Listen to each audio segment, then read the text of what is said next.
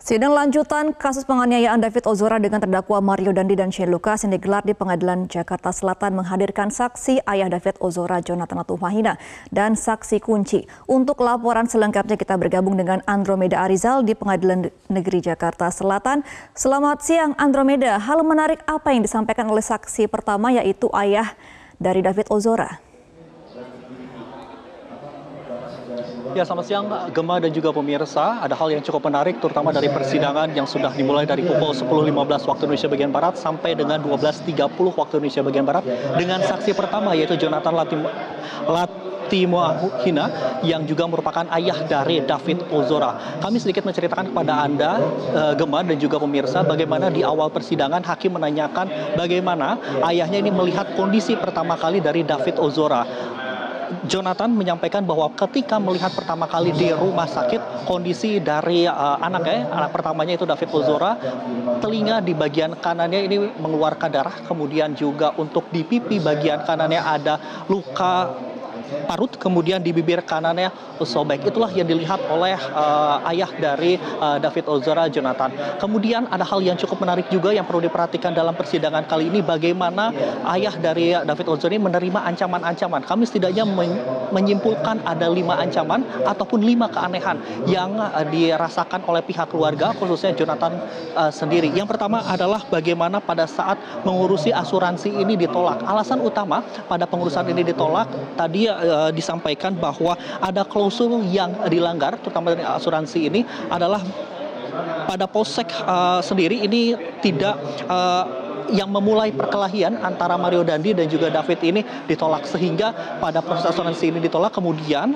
tadi sendiri ayah dari David Ozora itu Jonathan meminta bantuan kepada pihak kuasa hukum dan akhirnya untuk asuransi ini diterima. Itu merupakan keanehan yang pertama. Ya, kemudian yang kedua, Jonathan tadi menyampaikan bahwa pada saat di polsek sendiri mobil ataupun barang bukti yaitu Jeep Rubicon berwarna hitam ini sempat keluar polsek, dan pada saat kembali ini kendaraannya ini berbeda plat nomornya. Itu keanehan yang kedua. Kemudian yang ketiga adalah bagaimana dia menyampaikan bahwa Shane dan juga Agnes ini bermain gitar di polsek, sehingga inilah hal-hal yang membuat ataupun pihak dari keluarga ada keanehan. Selain itu juga visum dari David Ozora sendiri yang terlampau lama, yaitu adalah 3 hari. Dan keanehan yang terakhir adalah tadi pun juga disampaikan pada saat wawancara kami dengan Jonathan sendiri adalah bahwa ada obrolan yang dikeluarkan oleh Mario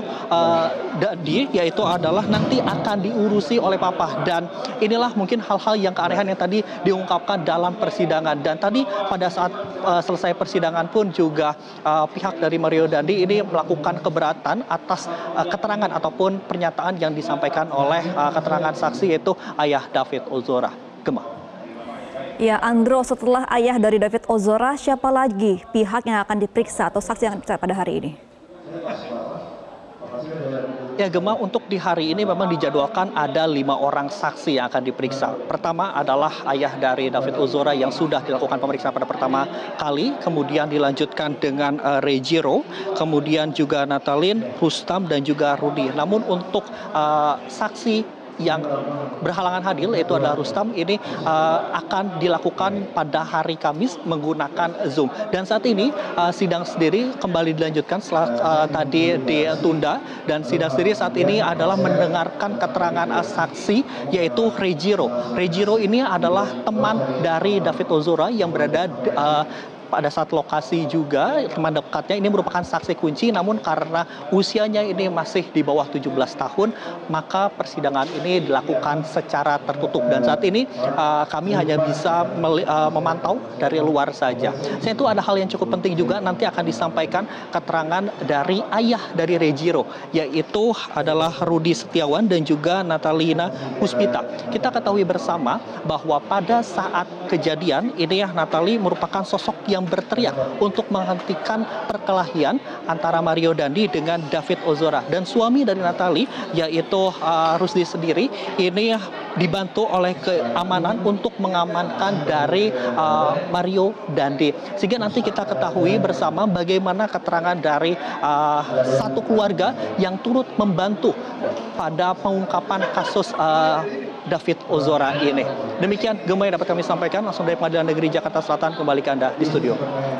Baik, terima kasih Andromeda Arizal atas informasi Anda. Selamat kembali bertugas.